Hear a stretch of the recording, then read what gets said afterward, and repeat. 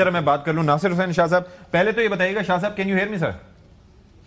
جی آپ کی آواز آ رہی ہے. شاہ صاحب اب ذرا یہ فرمائیے کہ یہ معاملہ سامنے آ گیا ہے اور کچھ ظاہر ہے کہ چیزیں ابھی گردش کر رہی ہیں. ٹویٹ سے اندازہ یہ ہوا کہ کوئی مسودہ ایسا ہے جو بلاول صاحب سے شیئر کیا گیا ہے. اب وہ حتمی مسودہ ہے یا کیا اس کے اوپر ڈیلیبریشن ہو رہی ہے؟ اسٹیٹس کیا ہے اس کا اگر آپ بتا پائیں تو, کیونکہ یہاں پر تو ہم 14 تاریخ سن رہے ہیں کہ منظوری بھی ہو جائے گی, تو اس سے پہلے کیا آپ کو کیا پتا ہے؟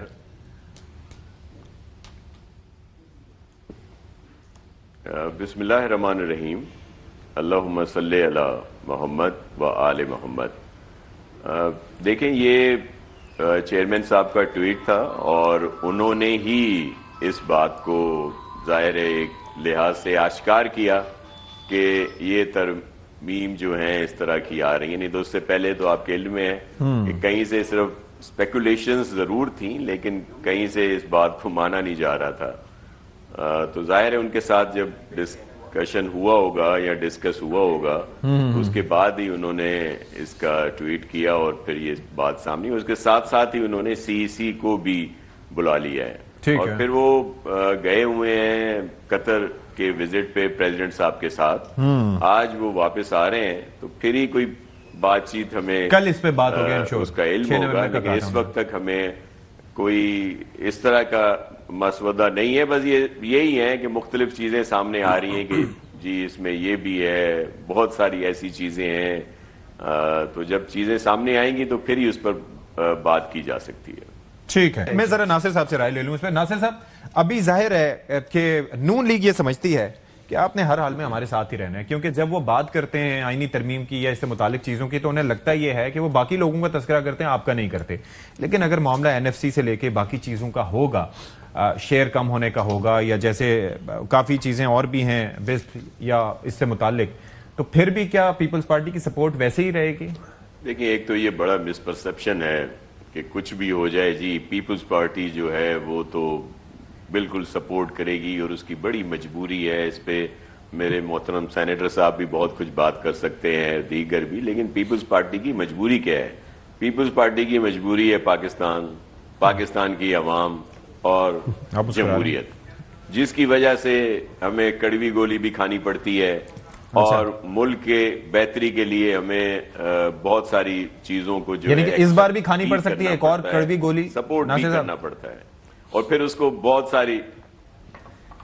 دیکھیں میں آپ کو عرض کروں یہ فیصلہ CEC میں ہوگا. اچھا, اور کوئی بھی ایسی چیز جو NFC صوبوں کے خلاف ہو, پاکستان کے خلاف ہو, عوام کی اس میں بہتری میں نہ ہو, اس کو پیپلز پارٹی سپورٹ نہیں کرے گی.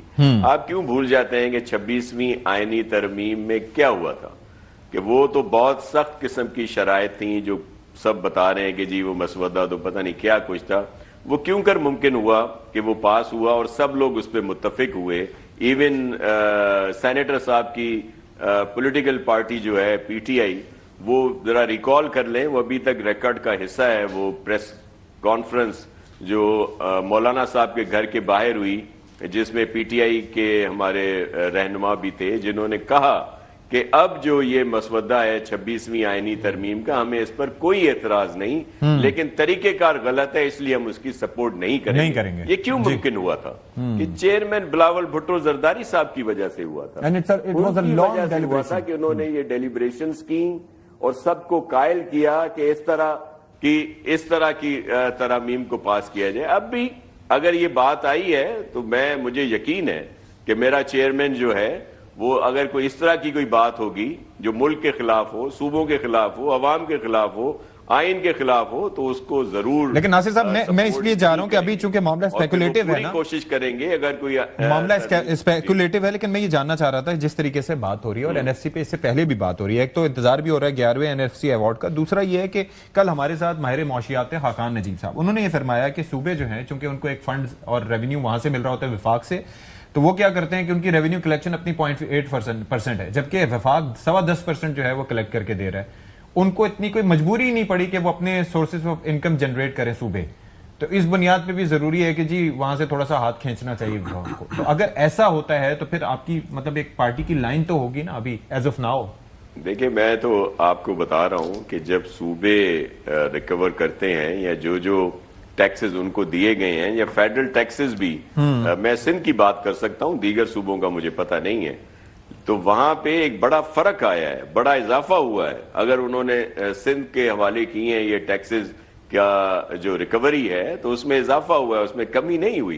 ये तो मैं जिन्होंने बात की है उनको मेरे लिए बड़े मोहतरम है वो, लेकिन उनको जरा इस चीज को चेक कर ले, दोबारा वेरीफाई कर। वैसे उनके नंबर्स हमेशा मुस्तनद होते हैं डॉक्टर खाकान नजीब, एक बढ़ा रहे हैं। मैं सिर्फ ये अर्ज करूं कि ये जी मेरे लिए बड़े मोहतरम है वो, लेकिन मैं तो आपको वो बात बता रहा हूं जो मेरे पास भी उसके नंबर्स हैं। मैं इस वक्त अभी मोबाइल में होंगे, मैं आपको वो भेज भी सकता हूं, मैं आपको वेरीफाई भी आप कर लें। मैं दूसरी बात आपसे ये कर रहा हूं कि देखें एनएफसी अवार्ड, और क्या आप ये वाली पीएचडी भी जरा काइंडली मंगवा लेना इस साल की। क्या उसमें कुछ नहीं रखा गया तरक्याती कामों के लिए, सूबों के लिए, दीगर उनके लिए? वो कहां से पैसे आए वफाक के पास? तो वफाक के पास पैसे हैं, और ये एक एनएफसी को मजीद बेहतर होना चाहिए। ठीक 18वीं जो तरमीम थी उस पर प्रॉपर अमल अभी तक नहीं हुआ। एनएफसी अवार्ड आ नहीं रहा, जो बहुत पहले आ जाना चाहिए था। हम तो इसकी बात कर रहे हैं। ठीक है, आई गॉट योर पॉइंट।